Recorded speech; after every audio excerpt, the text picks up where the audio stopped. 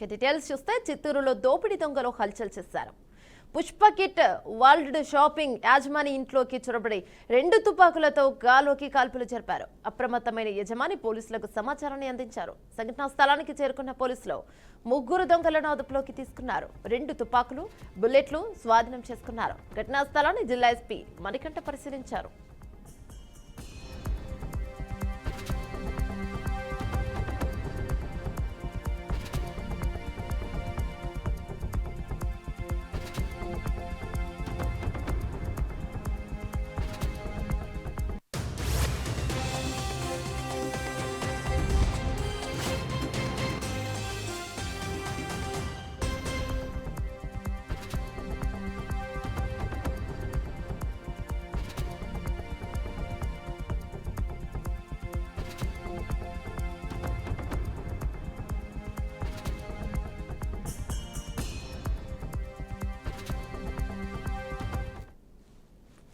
చిత్తూరులో దోపిడీ దొంగలు హల్చల్ చేశారు. పుష్ప కిట్ వరల్డ్ షాపింగ్ యజమాని ఇంట్లోకి చొరబడి 2 తుపాకులతో గాలోకి కాల్పులు జరిపారు. అప్రమత్తమైన యజమాని పోలీసులకు సమాచారాన్ని అందించారు.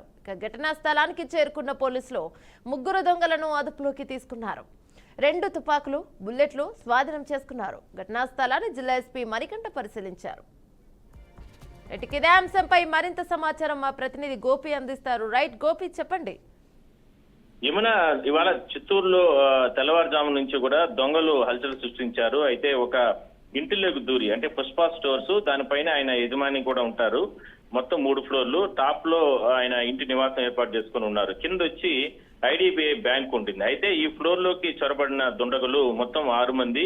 ఇందులో అంటే పక్క బిల్డింగ్స్ ద్వారా, అంటే పక్కన ఖాళీ ప్లేస్ ఉంటుంది, అక్కడ నుంచి కూడా పెద్ద ఎత్తున అంటే దారాలు అంటే మోపు ఇవి వేసుకొని దాని తర్వాత గోడల ద్వారా కూడా వాళ్ళు పైన ఒక ఫ్లోర్ కి, దాని తర్వాత సెకండ్ ఫ్లోర్ కి ఇట్లా రావడం జరిగింది. అయితే పైన ఏదైతే యజమాని పుష్ప స్టోర్ సంబంధించినటువంటి ఓనర్ ఎవరైతే ఉంటారో ఆ ఇంటికి సంబంధించిన డోర్లు, తలుపులన్నీ కూడా బద్దలు కొట్టి లోపలికి ప్రవేశించడం జరిగింది. అయితే వాళ్ళ వద్ద మారణాదాయాలు ఉన్నాయి, తుపాకులు, అదేవిధంగానే కత్తులు ఇలాంటివన్నీ కూడా ఉన్న నేపథ్యంలో లోపలికి చొరబడి ఆ యజమాని పైన కూడా అడ్డుకున్న నేపథ్యంలో ఆయన పైన దాడి చేయడం జరిగింది. అయితే అతన్ని ప్రస్తుతానికి తిరుపతి, అంటే అక్కడ పోలీసులు అరెస్ట్ చేసి అంటే అతన్ని ఆసుపత్రికి తరలించడం జరిగింది. తలకు అదేవిధంగా తీవ్రంగా గాయాలే. అయితే ఇందులో ఒక్కసారిగా విషయం తెలుసుకున్నటువంటి పోలీసులు, అదేవిధంగానే రెస్క్యూ టీం ఘటనా స్థలానికి చేరుకుని ఆపరేషన్ కొనసాగిస్తున్నారు.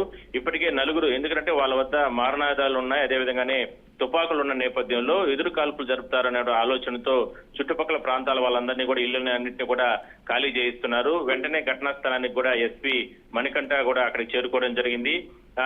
అంటే ప్రస్తుతానికి ఇంట్లో ఉండటం వాళ్ళందరినీ కూడా బయటకు తెప్పించే ప్రయత్నం చేస్తున్నారు. మరోవైపు ఇప్పటికే 4 అదుపులోకి తీసుకోవడం జరిగింది. ఇంకొక 2 అంటే ఇంట్లోనే కాకుండా కింద ఉన్నటువంటి ఫ్లోర్స్ ఏదైతే ఉన్నాయో, ఆ స్టోర్స్ ఏదైతే ఉన్నాయో ఆ స్టోర్స్ లో వాళ్ళు దాక్కుని ఉన్నారు. వాళ్ళని కూడా బయటకు తీసుకొచ్చేందుకు ప్రయత్నం అయితే చేస్తున్నారు. అయితే ఒక్కసారిగా భద్రతా సిబ్బంది, భద్రతా బలగాలు అక్కడికి చేరుకుని వాళ్ళ వద్ద ఎదురుగా ఉన్నటువంటి వాళ్ళ వద్ద ఉన్నటువంటి మారణాయుధాలు ఉన్నాయి కాబట్టి వాళ్ళు ఎదురు కాల్పులు జరిపే ఉన్న ఉద్దేశంతో వీళ్ళు కూడా అంటే బ్లూ కోట్స్ కావచ్చు, వీళ్ళందరూ కూడా మొత్తం కూడా వీళ్ళు కూడా గన్స్ తీసుకొని నేరుగా కూడా లోపలికి వెళ్ళడం జరిగింది. మొత్తం మీద ఆపరేషన్ కొనసాగుతుంది. ఎట్టి పరిస్థితుల్లో కూడా మిగిలిన నిందితులను కూడా 2 కూడా అదుపులోకి తీసుకుంటామంటూ కూడా ఎస్పీ చెప్పడం జరిగింది. అయితే ఈ ఘటన జరిగిన వెంటనే ఒక్కసారిగా చిత్తూరులో మొత్తం చుట్టుపక్కల ప్రాంతాల నుంచి కూడా పెద్ద ఎత్తున స్థానిక ప్రజలు, అంటే ఇంత పెద్ద ముఠా ఒక్కసారిగా ఇంట్లోకి చొరబడిన వాళ్ళని, అంటే ఒకవైపు పోలీసులు కాల్పులు జరుపుతారు, మరోవైపు ఏదైనా ఘటన జరుగుతుందని చూడడానికి పెద్ద ఎత్తున స్థానికంగా అక్కడికి తరలి వస్తున్నారు. వాళ్ళని కంట్రోల్ చేయడానికి పోలీసులకు తలనొప్పిగా మారుతుంది. ఎందుకంటే నిందితులు పైన నుంచి ఏదైతే ఇంట్లో నుంచి కావచ్చు లేదా ఆ స్టోర్స్ లో నుంచి ఒకసారి ఎదురు కాల్పులు జరిపితే ఆ తోటాలు ఏదైనా సరే స్థానిక ప్రజలు కూడా తలిగే అవకాశం ఉన్న నేపథ్యంలో చుట్టుపక్కల ఎవరు రాకుండా వెళ్ళండి అంటూ కూడా చెప్తున్నప్పటికీ కూడా స్థానిక ప్రజలు వెళ్ళడం లేదు. అయితే ప్రస్తుతానికి ఆ యజమానికి సంబంధించి ఎవరైతే ఉన్నారో పుష్ప స్టోర్ సంబంధించిన యజమానికి తీవ్రంగా తలకు గాయాలయ్యాయి. ఆయన్ని కూడా ఆసుపత్రికి తరలించడం జరిగింది. మరికొంతమందిని అదనపు భద్రతా సిబ్బందిని కూడా చిత్తూరులో అంటే హెడ్ క్వార్టర్స్ నుంచి కూడా అక్కడికి పంపిస్తున్నారు. ఎస్పీ గారు కూడా దగ్గరలో ఉన్నారు. ఎప్పటికప్పుడు ఈ ఆపరేషన్ కొనసాగిస్తున్నారు, దాన్ని పర్యవేక్షణ చేస్తున్నారు. అయితే స్థానికంగా అంటే అక్కడ ఉన్నటువంటి యజమాని ఒకటే చెప్తున్నారు, ఇంట్లో ఎవరు పడితే వాళ్ళు వచ్చేస్తున్నారు, ఇక్కడ పూర్తి స్థాయిలో భద్రత లేకుండా పోయింది. మీరు ఆపరేషన్ కొనసాగించినప్పుడు కూడా మహిళలు ఉన్నారు, మరి అంటే మఫ్టీలో చాలా మంది ఇక్కడికి లోపలికి వచ్చేస్తున్నారు. ఎవరు దొంగలు, ఎవరు స్థానికులు, ఎవరు పోలీసులు ఇక్కడ తెలియడం లేదు. దీనిపైన మీరు నిఘా పెట్టాలంటూ కూడా వాళ్ళు చెప్పడం జరిగింది. అయితే ప్రస్తుతానికి మాత్రం 100 నుంచి 150 మంది పోలీసులు, భద్రతా సిబ్బంది, అదేవిధంగా రెస్క్యూ సిబ్బంది ఈ ఆపరేషన్ లో కొనసాగిస్తున్నారు. ఏమన్నా రైట్. అంటే గోపి, గతంలో పనిచేసిన వాళ్ళు కానీ లేదంటే తెలిసిన వాళ్ళైనా దొంగలు, లేదా బయట నుంచి వచ్చిన వాళ్ళ?